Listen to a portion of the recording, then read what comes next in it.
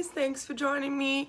Today we are going to be doing part 2 of wicked plants. Ooh, wicked, spooky, scary, deadly plants. We're here, we're going to talk about them. We're going to talk about 5 different types of plants, and they vary from intoxicating, illegal, deadly, and painful. Painful is the last one I have on here as well.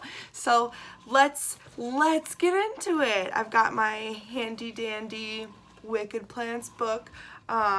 Amy Stewart is the author. I think I forgot to mention that in my first video. I did find this book, I believe, on Amazon for like 12 bucks.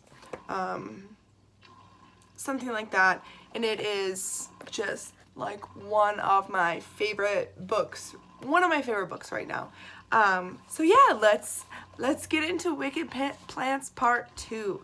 So the first plant that we are going to talk about is the mandrake. Yes, the mandrake. The other common names for the mandrake is Satan's apple.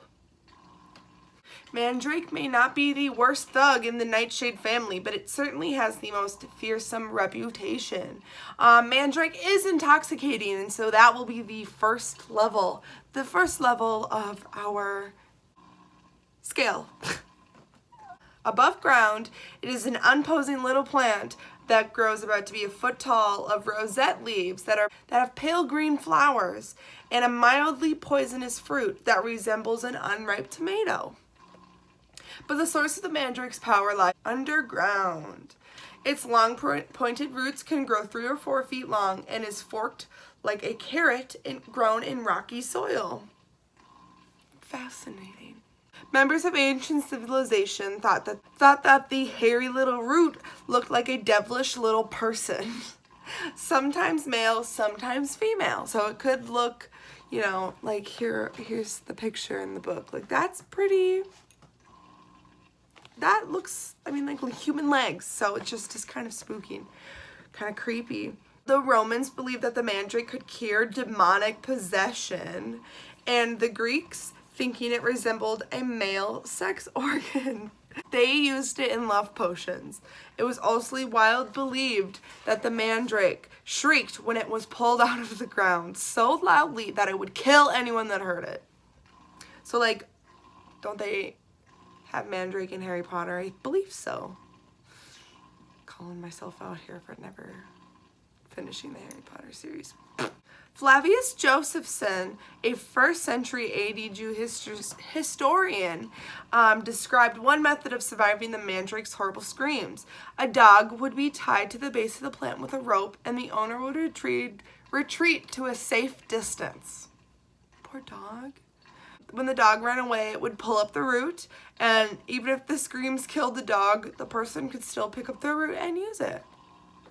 Mandrake was slipped into wine to make powerful sedatives, using for playful, nasty tricks on enemies.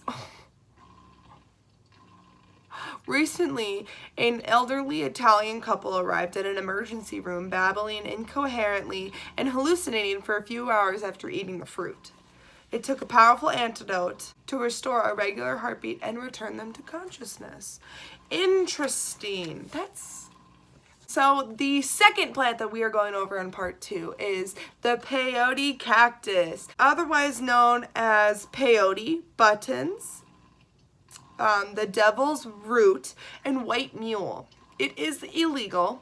When Spanish missionaries arrived in the New World, they observed the ritual use of the peyote cactus by Native Americans, and they called it witchcraft because, you know, apparently anything the Native Americans do is terrible, and the damn white people need to just destroy it all, which is horrible.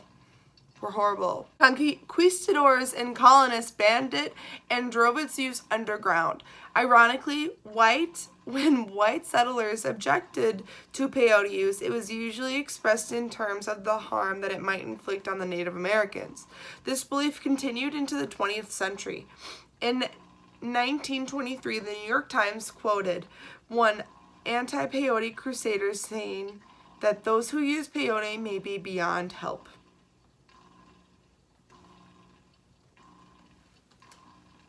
This slow-growing cactus forms the shape of a button 1 or 2 inches across with no spines. Left to its own devices, a small white flower will bloom on top of the cactus and then goes into seed. But don't go looking for peyotes in the desert. Overharvesting of the cactus has made it a plant scarce in the Southwest. That's so sad. The bitter, dried peyote buttons are either eaten or made into tea. Speaking of tea.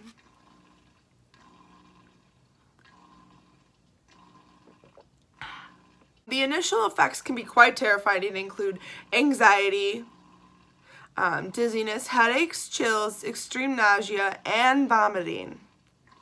Who would ever want to do that?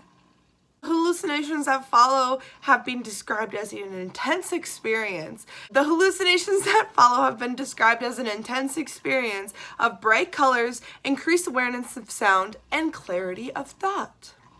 Fascinating. However, the experience of peyote intoxication can vary widely and has also been described as a chemically induced model of mental illness. That's that. That's peyote. Oh Lord, I'm gonna butcher this name.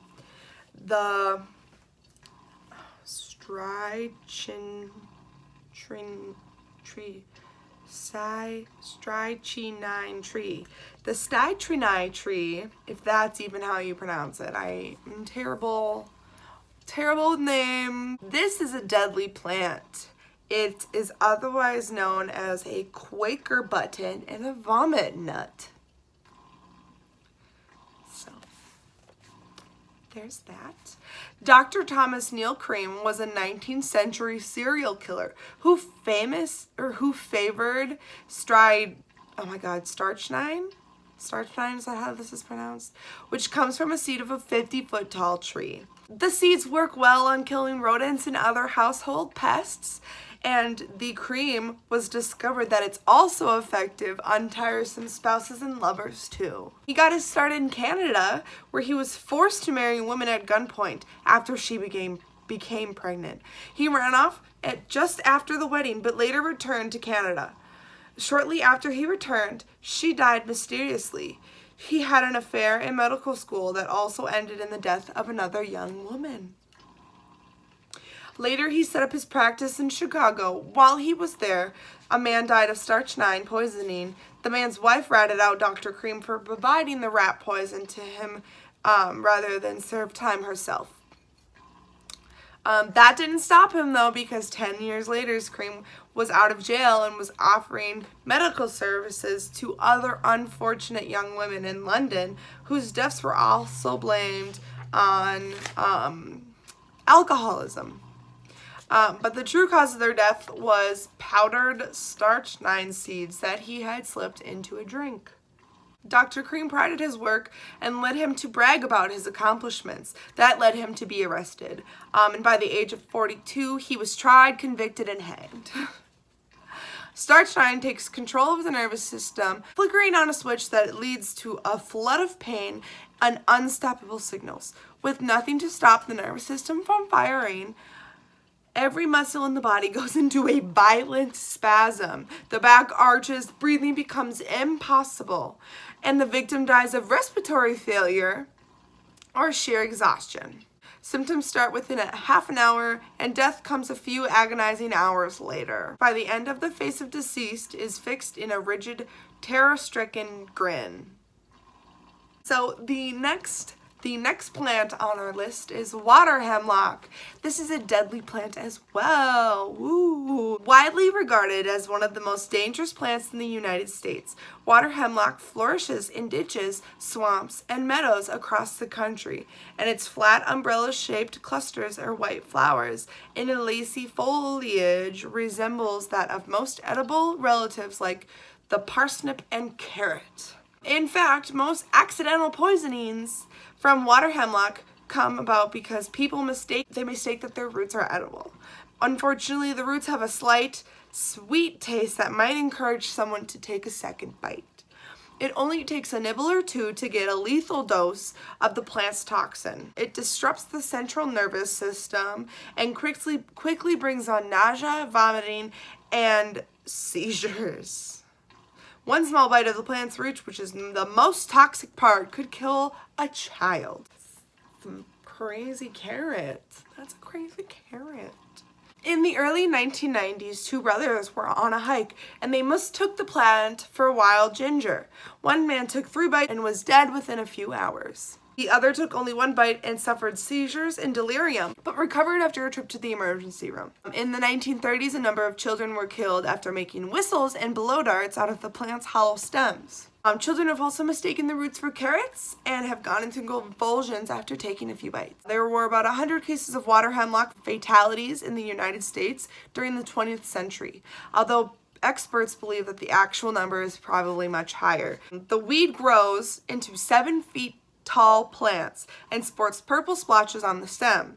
The fleshy roots produce copious amounts of the poison in the form of a thick yellowish liquid that oozes out when the roots are cut. Fascinating. Fascinating. Okay, and our last plant on our Wicked Plant Part 2 list is the whistling thorn, Archaea. Otherwise, it's a common name is just the whistling thorn. One of the most wicked and 100 of archaeas found throughout the world. This stubby East African tree employs painful 3-inch horns to keep browsers away from its lacy leaves. It can also host a band of aggressive stinging ants. What? What? This is a very painful plant. 4 different species of ants have taken up residency in these trees. Although they don't occupy the same tree without going to war with each other. So it's a different colony of ants in like a different tree system. They live in the swollen bases of the Archaea thorns, which they enter by chewing holes through them. That small hole creates a strange whistling that the trees make in the wind. That would be why it's called a whistling thorn. Thanks to a smart little ant. The ants are not only ferocious, they're organized as well. Small little groups of ants patrol the branches looking for predators. They will swarm over giraffes or other grazing animals to keep it from destroying their home. Giraffes. Other ants selectively prune the tree, allowing new growth only near their colonies so that they can enjoy the tree's nectar.